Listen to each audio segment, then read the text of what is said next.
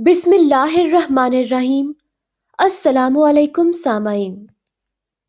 उन दिनों मैं घर से दूर अपने तायाजाद भाई के घर दरियाए रावी के जनूबी किनारे वाक़े जिला ओकाड़ा के गांव ठट्ठा भलूल में बुखार में मुब्तला पड़ा था। अपने घर से निकले मुझे 6 माह हो गए थे। बुखार को हुए आज चौथा रोज था। जिस्म में कमजोरी थी लेकिन टेम्परेचर अब कम था। 10 बजे का वक्त होगा कि मेरे मामू का बेटा आ निकला। सलाम दुआ और खातिर तवाज़ो करने के बाद पूछा, भाई अशरफ, आज यहाँ कैसे आना हुआ? वो बोला, तुझको लेने आया हूँ क्योंकि तेरी बाजी हनीफा बहुत बीमार है। डॉक्टर ने जवाब दे दिया है। सब घर वाले और रिश्तेदार वहां पहुंच चुके हैं और बहुत परेशान हैं। तुम्हारी अम्मी ने कहा है कि अशरफ जाओ, अपने भाई हनीफ को लेकर आओ। लिहाजा उठो और मेरे साथ चलो, वरना ये ना हो कि उस वक्त का क्या पछताना जब चिड़ियां चुग गईं खेत। ठीक है भाई, चलता हूँ, लेकिन ये तो बताओ आप यहाँ कैसे पहुंचे? मैं साइकिल पर आया हूँ, जिसे गेट के बाहर खड़ा कर दिया है। मैंने अपनी भाभी से इजाजत ली और मामूजाद भाई के पीछे साइकिल पर बैठकर रवाना हो गया। दरियाए रावी को कश्ती के जरिए पीर अली पतन से पार करके दरिया के शुमाली किनारे पर वाक़ई कस्मा झामरा के करीब गांव ठट्ठा में जा पहुंचा। वहां क्या था, मेरे सब घर वाले, बहन भाई, अम्मी समेत मौजूद थे। बाजी चारपाई पर पड़ी थी। कमजोरी की वजह से हड्डियों का ढांचा लग रही थी। नाक और चेहरे पर सोजिश थी, लेकिन होश में थी। मैंने कहा, बाजी कैसी हो? ठीक हूँ। बुखार की वजह से मुझसे खड़ा भी नहीं हुआ जा रहा था। लिहाजा घर वालों ने मेरी हालत को देखते हुए जल्दी से चारपाई बिछा दी, जिस पर मैं बैठ गया। मेरा बहनोई अहमद अली मेरे पास आकर बैठ गया। मैंने पूछा, बाजी को क्या हुआ? कहने लगे, यही तो नहीं पता कि उनको क्या मर्ज लाहक है। अचानक दौरा पड़ता है तो गिर जाती है, उसे कुछ होश नहीं रहता। 1.5 घंटा इसी तरह बेहोशी में गुजरने पर होश आ जाता है। हम इसे पहले तांदलियावाला के अस्पताल लेकर गए। वहां से हमें अलाइड अस्पताल फैसलाबाद में रेफर किया गया। वहां पर 10 रोज के इलाज से जब कोई अफाका न हुआ, बल्कि इसे होश में लाने के लिए न सिर्फ इंजेक्शन लगाने के साथ साथ नाक में दवाइयां भी डालते और सुंघाते रहे, जिससे न सिर्फ नाक जख्मी हो गई बल्कि सोजिश भी हो गई है, जिसे आप खुद देख रहे हैं। जबकि इनसे ये दौरे और बेहोशी खत्म ना हुई तो हमने कहा इसे घर लेकर जाते हैं। सो हम घर लेकर आ गए हैं। बाकी आप खुद भी मुलाहिजा कर सकते हैं। हमें तो कुछ समझ नहीं आ रहा। अभी हम ये बातें कर रहे थे कि बाजी को फिर से दौरा पड़ गया। बाजी ने चीख मारी और बेहोश हो गई। मैं हिम्मत करके उठा। गो मेरी अपनी तबीयत ठीक ना थी, फिर भी मैंने अपनी परवाह न की। बाजी की आंखों में देखा जो बिल्कुल खुली हुई थीं और दांत सख्ती से बंद थे। मैंने बाजी के दाएं हाथ की छोटी उंगली को पकड़कर दम करना शुरू किया। ये क्या, अभी 2 फूंके ही मारी थी कि बाजी बोलने लगी। कहने लगी, मुझे छोड़ दो, मुझे छोड़ दो, मुझे बहुत तकलीफ हो रही है, मैं मर रही हूँ, मैं जल रही हूँ। मैं इसे कुछ ना कहूंगी, इसे छोड़ दूंगी, कभी दोबारा नहीं आऊंगी। ऐसी आवाजें सुनकर जितने लोग वहां मौजूद थे हैरान रह गए। मैंने बाजी के मुंह से निकली हुई बातें सुनी तो ये सोचकर कि कहीं वाकई बाजी को मेरा उसका उंगली पकड़ना तकलीफ का बायस ना बन रहा हो, मैंने उंगली को छोड़ दिया। आवाज आना बंद हो गई। बाजी का दौरा खत्म हो गया, यानी बेहोश नाबूद। बाजी ये कहते हुए कि मुझे क्या हुआ है, उठकर बैठ गई और मजीद कहने लगी कि आप सब लोग मेरे इर्द गिर्द क्यों जमा हैं? मैंने कहा, बाजी आपको दौरा पड़ा था जिसकी वजह से आप बेहोश हो गई थीं, इसलिए हम सब आपके गिर्द बैठे हैं। मैंने बाजी के दौरा पड़ने पर दम करते हुए जो अल्फाज सुने थे उन पर काफी गौर किया। फिर बाजी की बेहोशी के दौरान खुली आंखें, ये कोई मर्ज तो ना था, ना ही बीमारी, बल्कि ये तो कोई और मसला था। मुझे हवाई चीज का मर्ज लगता है। मैंने घर वालों से اپنی سوچ کا ذکر کیا تو سب نے میری اس بات کو تسلیم کر لیا۔ میری والدہ نے کہا کہ بیٹا، تمہاری سوچ 100% درست ہے، اگر آئندہ ایسا ہوا تو اس کو جانے مت دینا۔ ٹھیک ہے امی، میں ایسا ہی کروں گا۔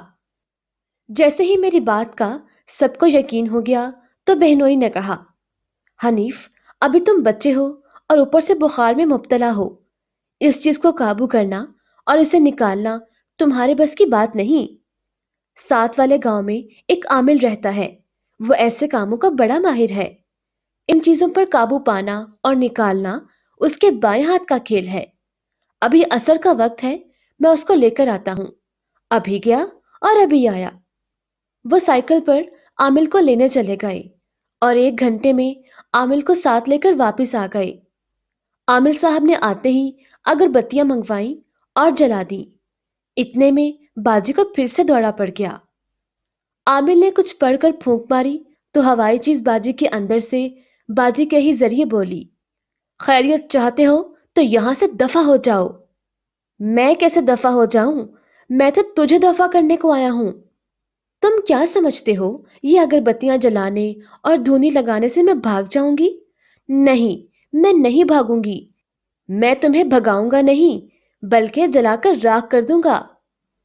تو پھر ٹھیک ہے، دیکھتی ہوں میں دفع ہوتی ہوں یا تم۔ میں چاہتی تھی کہ تم خون خرابہ کیے بغیر یہاں سے چلے جاؤ، یہی بہتر تھا۔ مجھے نہ چھیڑتے، نہ خود تکلیف سے دوچار ہوتے، مگر مجھے لگتا ہے کہ تم بھی مجھ سے اذیت اٹھاؤ گے، اور جو اب تک یہ مجھ سے بچی تھی اس کو بھی تکلیف میں مبتلا کر دو گے۔ تو نہیں جانتی کہ میں کون ہوں اور اس کام میں کتنا ماہر ہوں۔ اس سے پہلے تم جیسی کتنی کو جلا کر راکھ کر چکا ہوں۔ ٹھیک ہے، تمہاری شان اور رتبے کو پہلے نہیں جانتی اور نہ ہی یہ جانتی ہوں کہ تم کتنے ماہر ہو، لیکن تمہیں جان کر ہی رہوں گی اور دیکھوں گی کہ تم مجھ سے کیسے نپٹتے ہو اور کس طرح مجھ کو جلا کر راکھ کرتے ہو، یا مجھ سے مار کھا کر اپاہج ہو کر ہمیشہ کے لیے اس کام سے توبہ کر لو گے۔ چلو، اب میرا اور تمہارا کام شروع ہوا۔ میں تم کو چیلنج کر کے جا رہی ہوں۔ کہاں جا رہی ہوں کیا یہ نہ پوچھو گے؟ چلو، تم کو خود ہی بتا دیتی ہوں۔ میں تمہارے گھر جا رہی ہوں۔ اپنے گھر والوں کی خیر مناؤ، ان کو بچا سکتے ہو تو اپنے بیوی اور بچوں کو مجھ سے بچا لو۔ اس میں سے نکل رہی ہوں، روکنے کی طاقت رکھتے ہو تو روک لو، اگر نہ روک سکو تو مجھ کو دوبارہ اپنے سامنے حاضر کر لیا تو سمجھوں گی تو مجھ پر حاوی ہو اور میری زندگی کی تار ٹوٹنے والی ہے۔ اور اگر میں تمہارے منتر تنتر پڑھنے سے حاضر نہ ہوئی تو سمجھ لینا کہ تم پر بھاری پڑ سکتی ہوں۔ پھر بھی میری باتیں تمہاری عقل میں نہ آئیں اور تم یہاں سے نہ گئے تو مقابلہ ضرور ہوگا جس میں تم مجھ سے نقصان اٹھاؤ گے۔ لو، میں جا رہی ہوں، لگا لو اپنی طاقت اور کر لو مجھے حاضر۔ اپنے گھر کی خیر مناؤ۔ یہ کہہ کر وہ شو کرتی چلی گئی اور ساتھ ہی باجی اٹھ کر بیٹھ گئی۔ عامل صاحب کافی دیر تک مغز ماری کرتے رہے، بہت منتر پڑھتے رہے، لیکن وہ اسے حاضر کرنے سے قاصر رہے، یعنی اس نے نہ حاضر ہونا تھا اور نہ ہی وہ حاضر ہوئی۔ رات کا اندھیرا پھیل چکا تھا۔ آخر تھک کر عامر صاحب چلتے بنے۔ اگلے دن 10 بجے باجی کو پھر سے دورہ پڑ گیا۔ سب گھر والے، رشتہ دار، چھوٹے بڑے مجھے منع کرتے رہے، روکتے رہے کہ اتنے بڑے عامل سے وہ قابو نہیں آئی، تو اس بدبخت کے سامنے تم کس باقی مولی ہو؟ ان کے منع کرنے کے باوجود میں نے اللہ کا نام لے کر اپنے پیر و مرشد کو یاد کر کے چھڑی کو پکڑا، اس پر آیت الکرسی اور چاروں کل شریف کو پڑھ کر دم کیا، اور اس چارپائی پر جس پر باجی بے ہوش پڑی تھی چاروں جانب چھڑی سے لکیر کھینچ دی۔ باجی کی دائیں ہاتھ کی چھوٹی انگلی کو پکڑ کر سورہ یاسین پڑھنا شروع کر دی۔ یہ بتاتا چلوں کہ سورہ یاسین کا ورد مہینوں کے ساتھ میں کافی عرصے سے کر رہا تھا، اس لیے پہلی مبین پر پہنچ کر باجی پر پھونک دیا اور ساتھ پانی بھی دم کیا، جو میں نے گلاس اپنے بائیں ہاتھ میں پکڑ رکھا تھا۔ دائیں ہاتھ سے میں نے باجی کی چھوٹی انگلی کو پکڑ رکھا تھا۔ دوبارہ یاسین شریف پڑھنا شروع کی۔ دوسری مبین پر پہنچ کر پھر سے پھونکیں لگائیں اور تیسری بار ابتدا سے سورہ یاسین پڑھنا شروع کر دی۔ تیسری مبین پر پہنچ کر پھونک لگائی تو وہ حاضر ہو گئی اور بولی، مجھے چھوڑ دو، مجھے تکلیف نہ پہنچاؤ، میں اذیت میں ہوں، تمہارا میں نے کیا بگاڑا ہے؟ میں نے کہا کہ میری باجی نے تمہارا کیا بگاڑا ہے جس کو تم بار بار آ کر تکلیف پہنچاتی ہو؟ تمہاری باجی نے میرے گھر یعنی درخت کے نیچے ہماری رہائش گاہ پر پیشاب کیا تھا۔ میرے پڑھ کر پھونکنے پر تم کو تکلیف ہو رہی ہے تو باجی کو بھی 20-25 دن سے مسلسل تکلیف ہو رہی ہے، جس سے سارے گھر والے تکلیف میں مبتلا ہیں اور پریشان بھی ہیں۔ اس بار میری باتیں سن کر وہ خاموش ہو گئی۔ اس کا مطلب مجھے سمجھ آ گیا کہ وہ باتوں باتوں میں ہیلے بہانے سے مجھے پڑھنے سے روکنا چاہتی تھی۔ تو میں نے پھر سے ابتدا سے سورہ یاسین پڑھنا شروع کی۔ چوتھی مبین پر پہنچ کر میں نے پھر سے پھونک مار دی، پھر ابتدا سے یاسین شریف کو پڑھنے لگا۔ پانچویں مبین پر پھر سے پھونک ماری اور ساتھ ہی پڑے ہوئے پانی کے چھینٹے مارے تو اس نے کہا، ہائے ہائے میں مر گئی، مجھے چھوڑ دو مجھے تکلیف ہو رہی ہے، میں وعدہ کرتی ہوں دوبارہ تمہاری باجی کے پاس نہ آؤں گی، خدا کے واسطے مجھے چھوڑ دو۔ پہلے والے عامل سے تم بہت باتیں کر رہی تھی، اس کو دھمکیاں دے رہی تھی، بلکہ چیلنج بھی کر رہی تھی، اس کے بیوی بچوں کو نقصان پہنچانے گئی تھی۔ اب تجھے کیا ہو گیا؟ اب تمہاری طاقت کہاں گئی؟ اس وقت تو تم بھاگ گئی تھی، اب تم کیوں نہیں بھاگ سکتی؟ اس عامل کی بات کچھ اور تھی اور میں پہلے سے اس کو جانتی تھی۔ میرا اس سے پہلے بھی ایک دفعہ واسطہ پڑ چکا تھا، مجھے معلوم تھا وہ میرا کچھ نہیں بگاڑ سکتا، میں نے اسے پہچان لیا تھا، لیکن وہ مجھے نہ پہچان سکا، اس لیے میں نے اسے چیلنج کیا اور بھاگ گئی۔